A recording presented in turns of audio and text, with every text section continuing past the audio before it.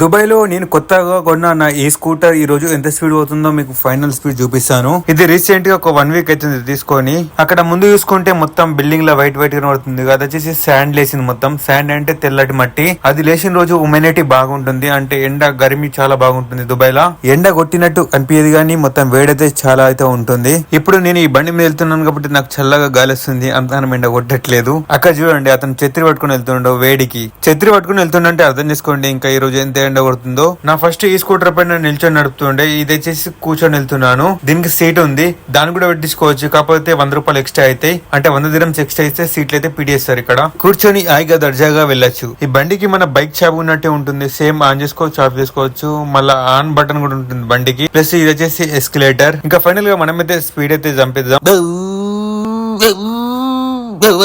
చూడండి, స్పీడ్ అయితే 51 వరకు అయితే వెళ్ళింది. 51 క్రాస్ చేయగానే కింద గుడాలు అయితే గుడగుడ అంటున్నాయి.